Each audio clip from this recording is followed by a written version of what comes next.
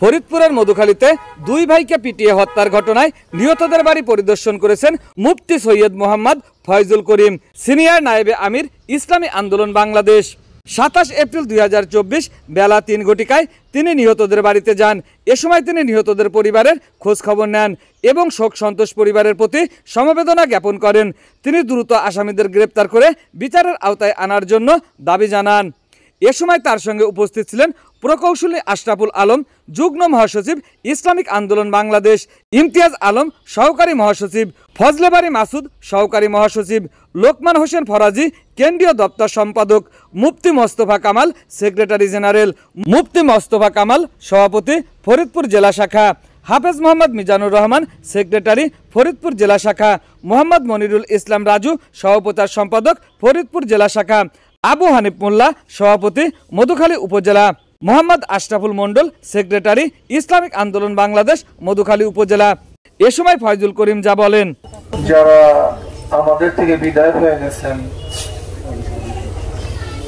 যাদেরকে মেরে ফেলা হয়েছে, আমরা তাদের রুহের মাগফিরাতের জন্য একবার সূরা ফাতিহা, তিনবার সূরা ইখলাস পড়ি। আমরা যে ভূখণ্ডের মধ্যে দাঁড়িয়ে আছি, এই ভূখণ্ডের ইতিহাস সম্পর্কে কম বেশি আমরা সবাই জানি। আপনারা জানেন এদেশে মুসলমানের আগমন কিভাবে হয়েছিল।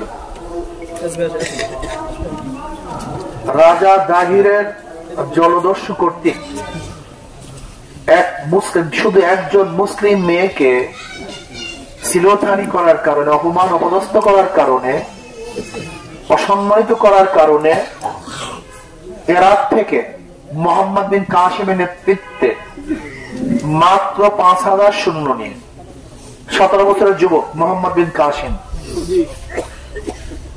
17 বছরের যুবক একজন মুসলিম মেয়ের সম্মান রক্ষার্থে ইরাক থেকে কান্তার মরু প্রান্ত পাড়ি দিয়ে, ম্যাকারনের পথ পাড়ি দিয়ে, হাজারো দুর্গম গিরি অতিক্রম করে রাজা দাহিরের 1 লক্ষ সৈন্যের বিরুদ্ধে কিন্তু 712 ঈসাই সালে প্রথম এদেশে কলেমার পথে উড্ডয়ন করেছিলেন।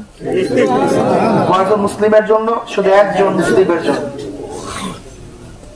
সেখান থেকে শুরু করে দীর্ঘদিন পর্যন্ত মুসলমান এদেশের শাসক ছিল। 1-2 দিন নয়, বহুত দিন।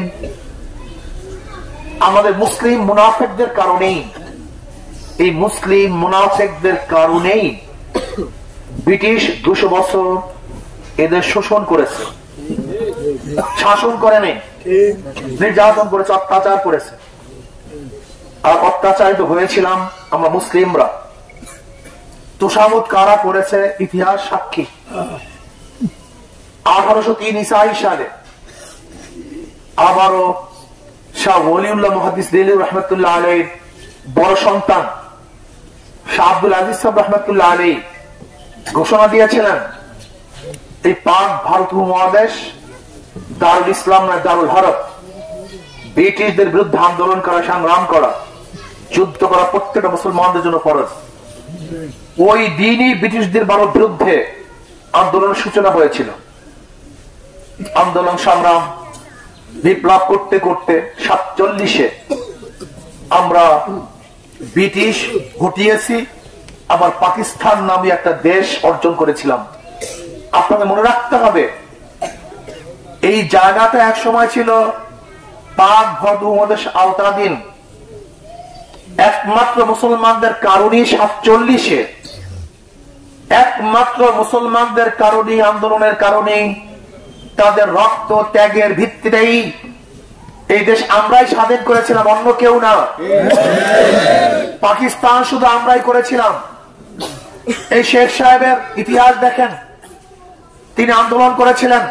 তিনিও বলেছেন যে আমাদের আলাদা রাষ্ট্র ব্যতীত মুসলমানদের আর কোন উপায় নাই। শুধু মুসলমানদের নিরাপত্তার কারণে, শান্তিতে থাকার কারণে 47-এ বিশাল এক কান্ট্রি থেকে আলাদা হয়ে আমরা পাকিস্তান করেছিলাম। পাকিস্তানের 2টা অংশ, পশ্চিম পাকিস্তান, পূর্ব পাকিস্তান। এই 2 অংশের মধ্যে ব্যবধান 1700 কিলোমিটার। এই 1700 কিলোমিটার দূরত্ব অবস্থায় দুইটা দেশ একই নামে ইন্ডিয়া থেকে ভারত থেকে আলাদা হওয়ার কি কারণ ছিল? ভৌগোলিক কোনো কারণ নয়, ঋতুর কোনো কারণ নয়, ভাষার কোনো কারণ নয়, শুধু একটাই কারণ, দ্বিতীয় কোনো কারণ নেই।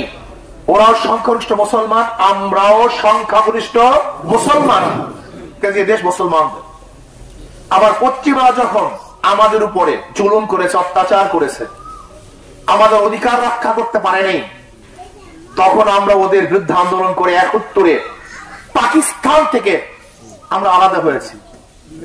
প্রথম আলাদা হয়েছিলাম 47-এ ভারত থেকে, এরপর 71-এ আমরা আলাদা হয়েছি পাকিস্তান থেকে। একই পাকিস্তান ছিল, সেখান থেকে আলাদা হয়ে স্বাধীন আমরা বাংলাদেশ করেছি। এই বাংলাদেশের জনগণ সংখ্যাগরিষ্ঠ মুসলমান বিধায়ী এই দেশ আলাদা হয়েছিল ভারত থেকে। 47-এ যদি দেশ ভারত থেকে আলাদা না হতো, কিয়ামত পর্যন্ত চিল্লাতে পারতেন বাংলাদেশ নামে কোন ভূখণ্ড অর্জন, সেখানে সংখ্যাগরিষ্ঠ মুসলমান, কিন্তু স্বাধীন হতে পারছে না। হায়দ্রাবাদ সংখ্যাগরিষ্ঠ মুসলমান, কিন্তু স্বাধীন হতে পারছে না। যে 47-এ ভারত থেকে আমরা আলাদা না হয়ে ওই প্রস্তাব অনুযায়ী যদি হায়দ্রাবাদ, ওইদিকে পাঞ্জাব, কাশ্মীরকে পাকিস্তানের সাথে এক করে আমাদেরকে যদি আসাম, ত্রিপুরা আর ক্যালকাটার সাথে এক করা হতো, কিয়ামত পর্যন্ত চিল্লাতে পারতেন, বাংলাদেশের স্বপ্ন দেখতে পারতেন। কাজী এদেশ মুসলমানদের, আপনারা জানেন নওয়াব সলিমুল্লাহ তিনি ইউনিভার্সিটি করার জন্য প্রস্তাব দিয়েছিল 1911 সনে ব্রিটিশদের কাছে, কিন্তু কাজের কারণে সে 21 সনে ইউনিভার্সিটি হয়েছিল। সেই গড়াই ময়দানে মাঠে এই রবি ঠাকুরের নেতৃত্বে 41 বার ঢাকা ইউনিভার্সিটি বন্ধ করার জন্য আন্দোলন হয়েছিল, সংগ্রাম হয়েছিল। এবং রবি ঠাকুর বলেছিল যে আমরা মূর্খদের দেশে কিছু ইউনিভার্সিটি, অথচ সেই রবি ঠাকুরের জন্মবার্ষিক, মৃত্যুবার্ষিক, অমুক বার্ষিক ইউনিভার্সিটি পালন হয়। আর নওয়াব সলিমুল্লাহ শত শত একর জমি দিয়ে যে ইউনিভার্সিটি করা হয়েছে, সেখানে আজকে তার আলোচনাও হয় না। যে ইউনিভার্সিটি করা হয়েছে মুসলমানদের জন্য, সেই ইউনিভার্সিটিতে আজকে নামাজ পড়তে দেওয়া হয় না। যে ইউনিভার্সিটি করা হয়েছে মুসলমানদের জন্য, সেই ইউনিভার্সিটিতে আজকে ইফতারি বন্ধ করা হয়, খাবারে যেতে পারে না, সেখানে আজকে টুপি পড়তে পারে না, দাড়ি রাখতে পারে না, সেখানে নাঙ্গা তলোয়ার নিয়ে বিভিন্ন সম্প্রদায়ের লোক পূজা আশ্রা করতে পারে, সেখানে মঙ্গল শোভাযাত্রা, সেখান থেকে রথ বের হতে পারে, সেখানে পূজা আশ্রা হতে পারে, কিন্তু মুসলমান নামাজ পড়তে পারে না। আপনারা কোথায় আছেন? আমরা দাঙ্গা করতে চাই না, আমরা দাঙ্গা করি না। এদের সবার, এদের সবার, এদের সবার, মুসলমান, হিন্দু, খ্রিস্টান, বৌদ্ধ, যারা এদেশের নাগরিক, অধিকার সবার সমান। লেকিন যে এদেশের ভূখণ্ডে থেকে সাম্প্রদায়িক দাঙ্গা উস্কিয়ে দেওয়ার জন্য ষড়যন্ত্র করবে, তারা এদেশের নাগরিক হতে পারে না, এদেশের নাগরিক নয়। আমি জানতে চাই প্রশাসনের কাছে, কয়েকদিন আগে শ্মশান পূজায় নাঙ্গা তলোয়ার নিয়ে পূজা করেছে। আমি ধর্মীয় ব্যাখ্যা চাই, নাঙ্গা তলোয়ার নিয়ে কেন পূজা করবে? এটাকে তাদের ধর্মীয় অনুষ্ঠান? এটাকে ধর্মীয় তাদের কৃষ্টি কালচার? এটা নিয়ম নীতি? যদি ধর্মীয় নিয়ম নীতি হয় আমার কোনো আপত্তি নাই। যদি নাঙ্গা তলোয়ার নিয়ে এদেশকে এপার বাংলা ওপার বাংলা স্বাধীন করার পূর্বাভাস হয়, তাহলে বাংলাদেশের জনগণ ঐক্যবদ্ধ ভাবে এই ষড়যন্ত্রকারীদের হাতকে রুখে দেবে ইনশাআল্লাহ।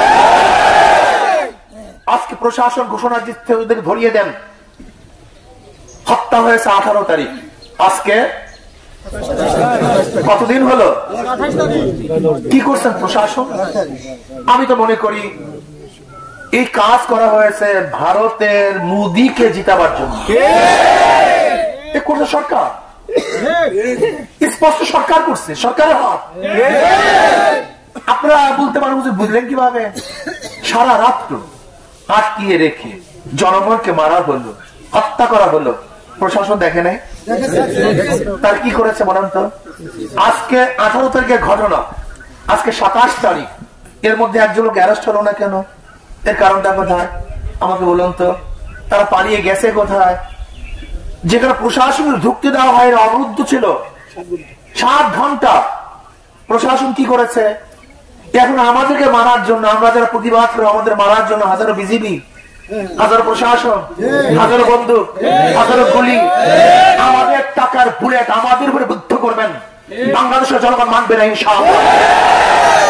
আমাদের টাকার বুলেট আমাদের নিরাপত্তা না দিয়ে শুধু আমাদেরকে মারবেন?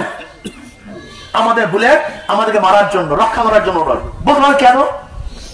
যদি আমাদেরকে রক্ষা করার জন্য হয়, কয়েকদিন আগে বর্ডারের মধ্যে বিজেপিকে হত্যা করা হয়েছে, সরকার কি করছে বলেন আমাকে? মুখ করতে পারেনি। কয়েকদিন আগে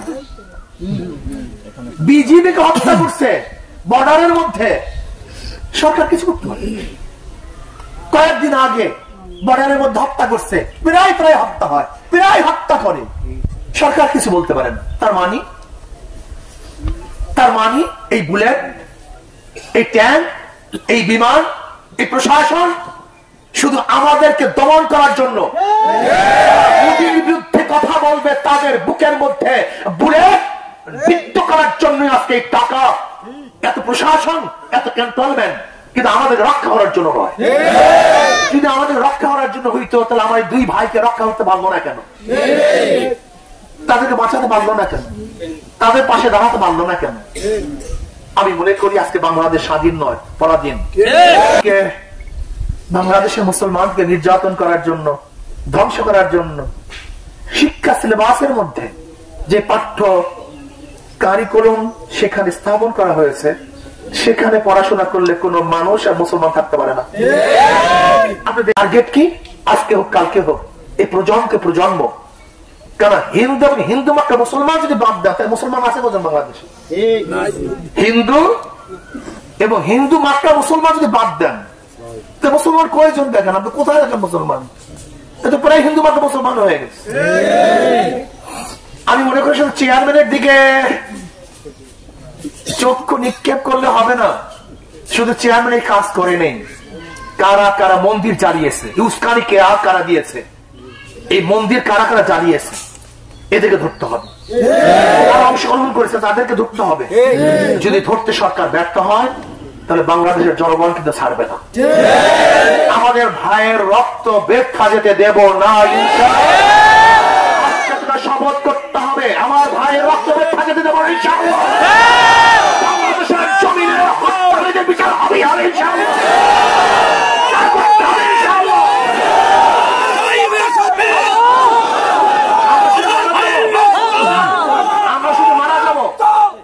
মারা যাবো হবে না। আমি কি করেছিল অন্যায়? আমার 2 ভাই কি অন্যায় করেছিল?